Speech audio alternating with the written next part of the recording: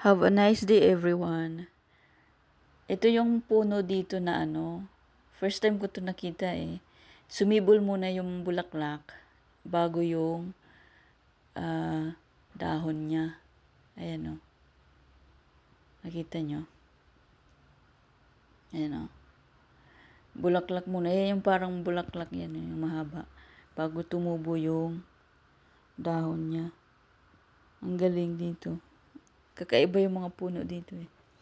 Tapos yun nga pala guys, isi-share ko ngayon yung experience ko dito kung bakit nag-conduct ng interview inspection yung border guard immigration dito. Kasi ganito yon, kapag pala nag-apply ka dito ng temporary residence card, matik yun na magkakandak yung immigration border guard ng interview kung saan ka nakatira for yun, what we call that, para patunay na tunay yung address na iniligay mo doon, na hindi ka nagsisinungaling, hindi ka dito scam, kasi marami kasi dito yung scam ba, naglalagay ng address, tapos pag nagkandak ng inspection ng inspection yung border guard ni hotel, wala kumbaga peke lang yung address, kaya nagkakandak sila ng inspection. Tapos ang nakakatawa pa dito ang tawag doon, kakagising ko lang noon, kumakatok kasi dito, pagka kumatok yung tao, dapat titingnan mo muna sa, parang may mirror kasi dito sa pintuan, titingnan mo kung sino. Tapos, bago mo buksan yung pinto, may double lock kasi dito yung parang kadena. Dapat isabit mo yung kadena bago mo buksan kasi for safety yun. Nasa batas nila yun dito bago mo buksan. Tapos, ang pagdating nila dito, tinawagan ko kaagad yung partner ko kasi umalis siya. Sakto paalis siya nun eh. Pupunta siya ng abogado kasi magpapasa ng dokumento namin. Tapos, tinawagan ko siya agad kasi hindi ako marunong mag-polish masyado. Siyempre, yun eh, kakausapin nila ako ng polish. Marunong naman mag-English. Kaya lang, mostly sa kanila, mas gusto nila yung nakikipag-usap sila, marunong kong mag-polish. Kasi mas naiintindihan nila yun dahil pagka yung kasi dito, English to polish translation, parang nag-iiba kasi yung niya, yung meaning. Kaya mas okay sa kanila yung makipag-usap ka polish to polish. Kaya yun, yung pinakiusap ko, yung partner ko, buti nga, sinagot niya kasi nasa biyahe pa siya noon eh. Kasi yun eh, very important matter yun eh, na matanong ako ng immigration border kasi pagka ganun pala, nag-conduct na sila ng inspection, ibig sabihin, yung proseso ng dokumento mo is positive na yung process niya. Kumbaga, in progress na siya talaga. So, nakatatlong beses nga yun dito eh. Kasi nung una, nasa banyo ako nung tumatay. Hindi ko nabuksan. Yung isa naman, may work siya. Kasi yung work niya, pwede siya sa bahay, pwede sa opisina. So, nandito siya, hindi niya rin maiwan yung trabaho niya. Tapos, nung hindi na namin sinagot, ay binuksan, nakadalawang katok, umalis na. Tapos narinig ko parang nakikipag-usap sa kapitbahay namin. Kasi ganun pala yun, pagka yung border guard pumunta sa bahay na tinitiran mo, kakausapin din nila yung mga kapitbahay mo para tanungin yung presensya mo kung nandun. Kaya dito, importante kapag nanirahan ka dito, lalo na pag foreigner ka, makikipagbati ka sa mga tao dito. Halimbawa, Dzień dobry kasi is like a good morning. Kahit di mo siya kilala, babatiin mo para makilala nila yung mukha mo. Once na may nag-conduct sa'yo ng interview, kung kilala ba nila ito, ganyan. Kaya one time yung kapitbahay namin nagtanong sa amin, kasi abot dun nga. Kasi nakatatlong beses dito bago namin nabuksan yung pinto. Yung pangalawa, tulog yata kami noon. Nakahiga kami noon, tutulog. Ang aga nila kasi kumatok eh. So, hindi namin binuksan kasi hindi namin expected kung ano ba yun. Tapos, yun yung pangatlo na binuksan ko na.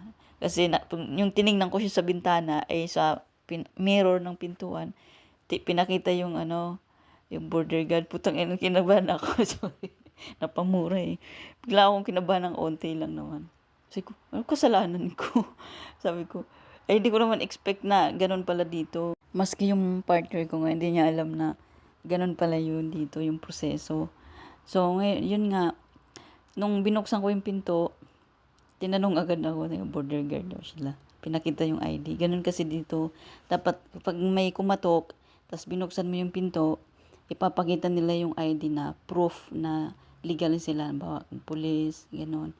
Na legal silang magkakandak sa'yo ng ano. Kasi ano dito yun crime kapag ka may pumunta sa bahay mo, tapos kumatok, tapos hindi mo kilala, ayaw ipakita yung ID. Crime yun. Bawal yun sa batas nila dito. Ganon kahigpit yung batas dito. So, yun nga.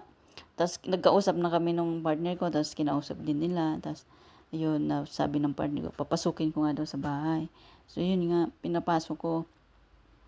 Tapos, ang tanong sa akin, ang nakakatawa pa, tinanong kung nasaan yung toothbrush ko, ganon, ganyan. Tapos, sapatos, pinakita ko. Ganun pala dito yun. Kasi nung sinearch ko, kasi nagtaka ako. Ba't ganun? Parang ang weird.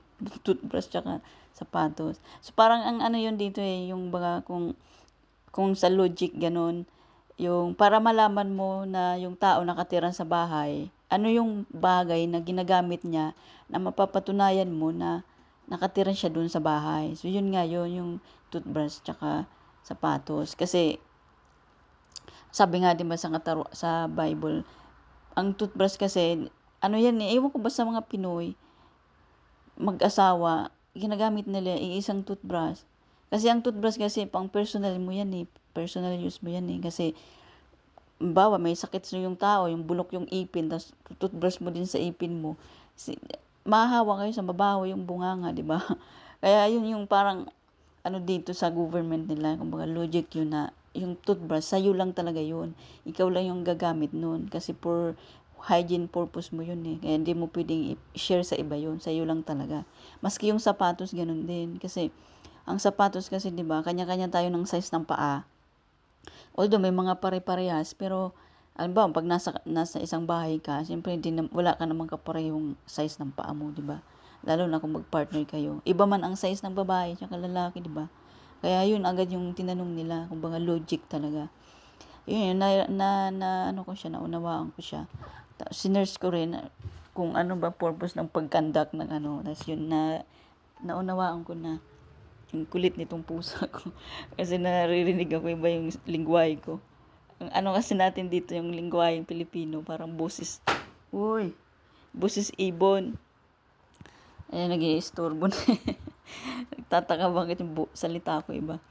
Tapos, ayun. Ito yung, pagkatapos nga nag-usap na sila ng partner ko, ewan ko ano ba yung pinag-usapan nila kasi polish. Tapos, yun. Tapos, kulit nitong pusa. Ayun. Pagkatapos nga nag-conduct na sila na may sinusulat siya. Ewan ko ano ba yun. Tapos, lumabas na sila. Tapos, tanong sila sa akin ng lingwahe ng polish. Ganon. Bakit daw hindi ako nag-school? Kasi gusto nila mag-schooling ako. Yun, partner ko, nakapag-isip. Ayaw kasi nito ako mag-schooling Kasi ayaw niya. Ewan ko. Parang natatakot yata. Ewan ko. Tapos yung sinabihan siya na immigration na yun, nakapag-decide siya. Kailangan ko rin kasi talaga mag-in-school. Lalo na kapag kung ako apply for citizenship dito. Kasi open na sila dito Dati kasi bawal pa, hindi sila nag-a-accept ng dual. Ngayon, nung pinalitan yung presidente, nag-conduct sila ng new law for foreigner na pwede na. Kaya lang, mas maigpit ngayon yung proseso. Kailangan makapasa ka muna sa ano ba nila, yung sa fluent accent ka sa pagsalita ng lingwahe nila bago ka nila bigyan. Tapos may constitutional exam pa sila, kailangan mong maipasa. Ganun. Tapos yun nga lang guys, yung i-share ko lang para yung iba, kung baka may ma-experience kayo, ganun. At least aware kayo. Ganun pala yun. Kasi ang proseso dito ng for temporary residence card ay medyo matagal. Sa amin, umabot ng 2 years bago nila kami na kasi nakailang kami, abogado, bago namin naipasa. Tapos yun, for God's grace, at least na kami, na-approve, tapos for pick up na kami sa card ko. Ang bilis lang, yun lang guys, ang ma-share ko ngayon. Next time naman yung iba. Have a good day.